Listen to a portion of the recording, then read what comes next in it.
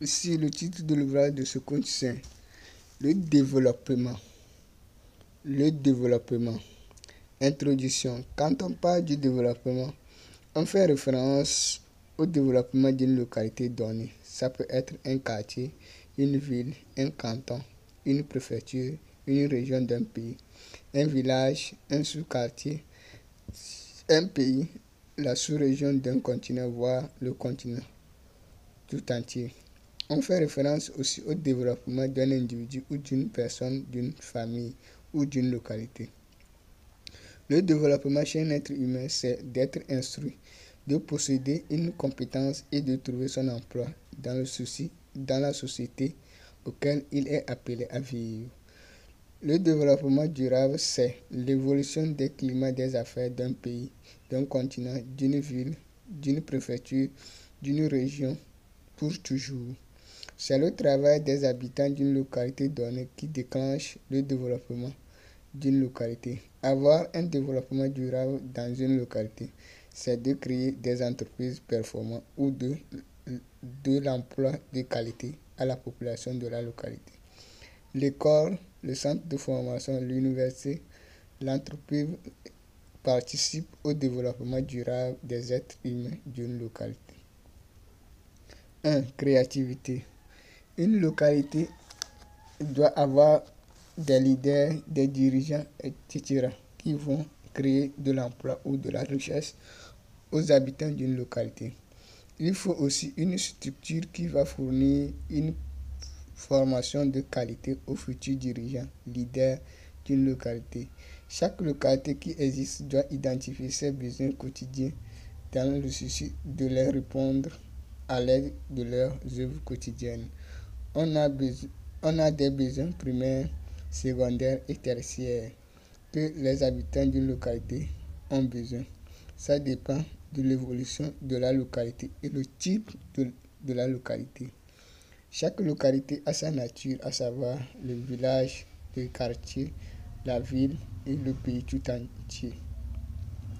Les besoins primaires ou basiques d'une localité sont l'école, l'hôpital, pharmacie, entreprise qui produit les biens alimentaires, l'entreprise qui produit les biens d'usage, les routes, l'électricité, l'eau, les services de transport, le centre de formation, l'université et l'administration du pays ou de la localité. Il faut de la créativité et de l'innovation de la part des dirigeants, des leaders, des entrepreneurs, etc. d'une localité donnée pour créer de la richesse ou de l'emploi au sein d'une localité, car une entreprise créée répondant aux besoins de la société crée toujours de l'emploi ou de la valeur ajoutée aux habitants de la localité. Chaque pays a quelque chose d'utile à vendre à son pays voisin pour être riche. 2. Atout naturel.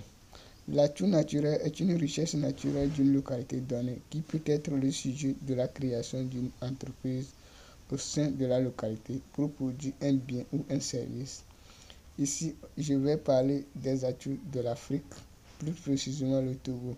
L'Afrique possède un vaste territoire où on a une grande spécificité de sol et de climat favorable à l'agriculture, l'élevage, etc. L'agriculture et l'élevage fournissent des biens alimentaires aux êtres humains dont on a besoin des entreprises agricoles, d'élevage, de transport, de magasins, de distribution, de boutiques de vente des produits en détail, etc.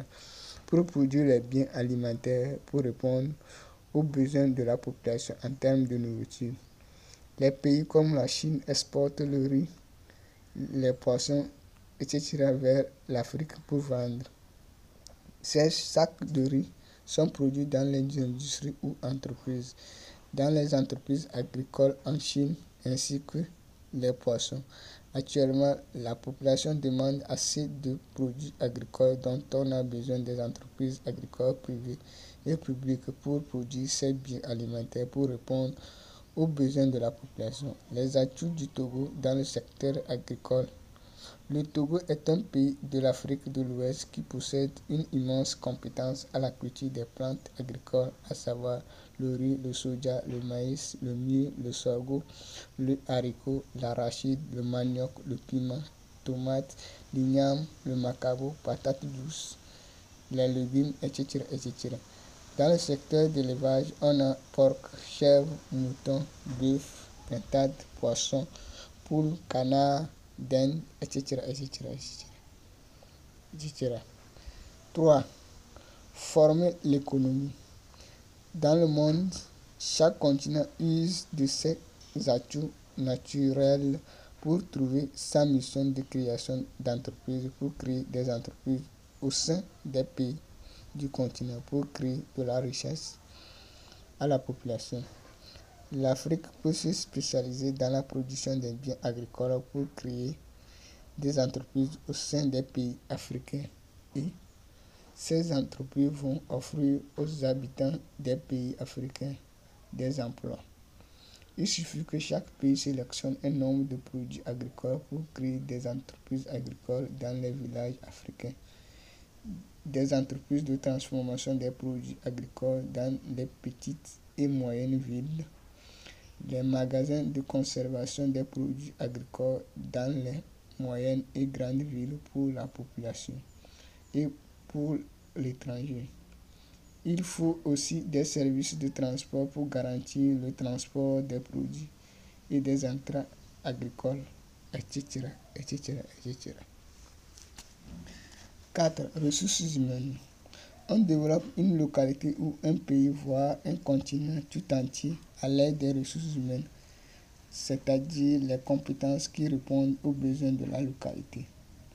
On parle des main-d'œuvre qualifiées qui vont exécuter les activités des entreprises qui résident dans la localité pour produire les biens ou les services.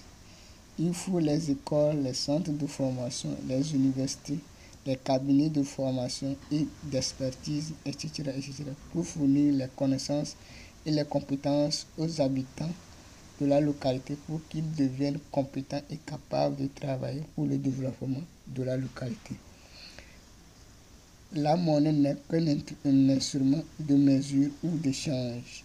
Il intervient pour effectuer les échanges et de mesurer les services des travailleurs et les entreprises d'une localité donnée. 5. Magasinage.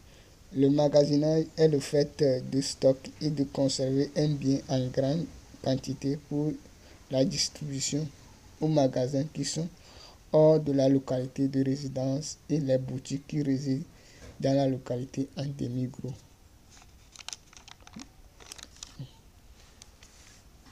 Les grandes villes rencontrent toujours ce problème qui est l'absence de magasins qui vont fournir des matières premières aux boutiques et aux entreprises de transformation des matières premières. Il faut la création des magasins dans les localités pour exporter les produits vers l'étranger ou soit importer les produits de l'étranger vers la localité de résidence pour la distribution aux boutiques de vente des produits en détail. Il faut des magasins d'importation ou d'import et des magasins d'exportation ou d'export pour gérer la circulation des produits entre les villes d'un pays, entre les pays d'un continent et entre les continents du monde. 6. Échange. Il y a de l'échange entre les pays d'un continent, entre les continents du monde en termes de produits.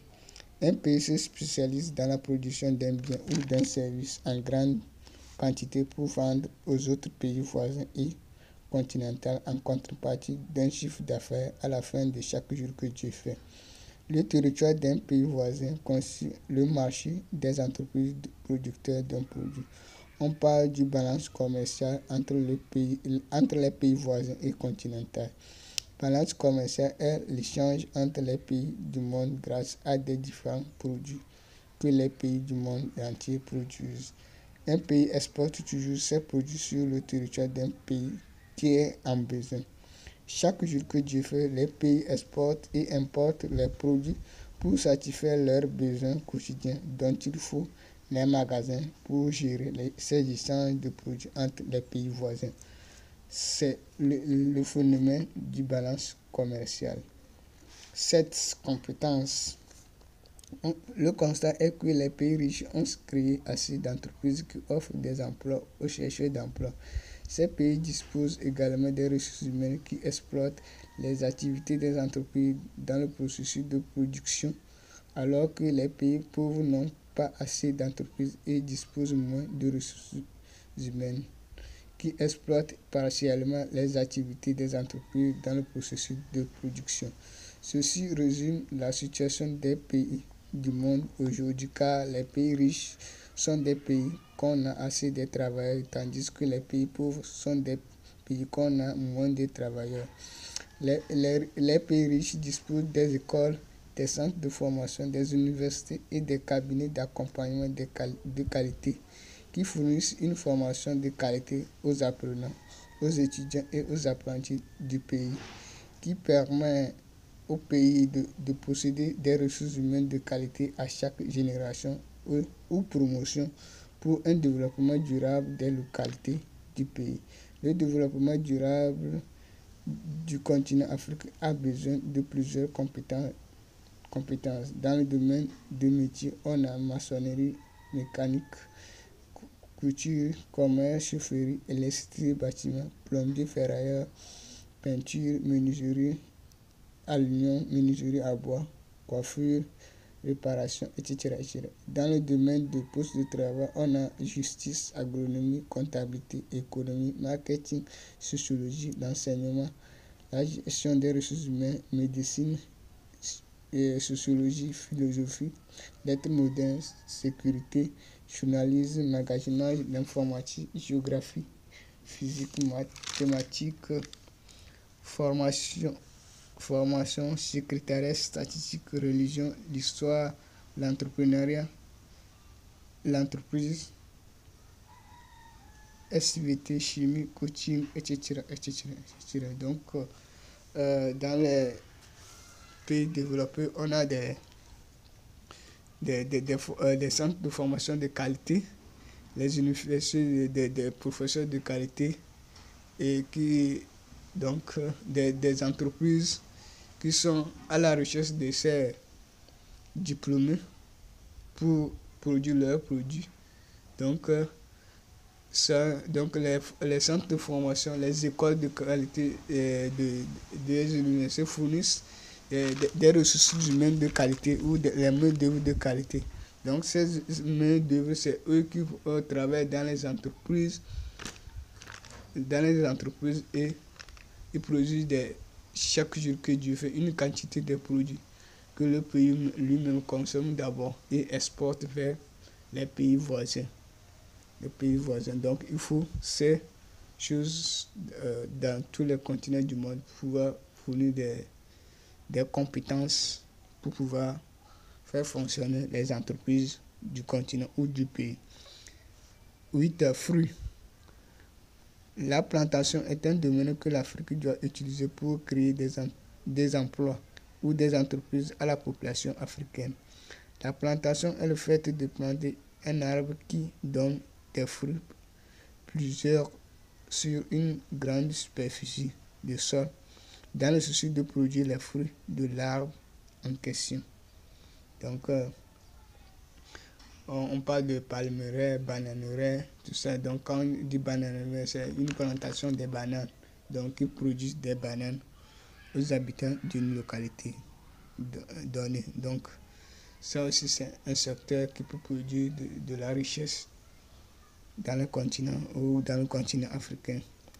On peut citer l'oranger, bananier, manguier, l'avocat, citronnier, etc. Il y a aussi les fruits industriels, à savoir coton, café, cacao, palmier à l'huile, tout ça donc qu'on exporte, etc., etc., etc., etc.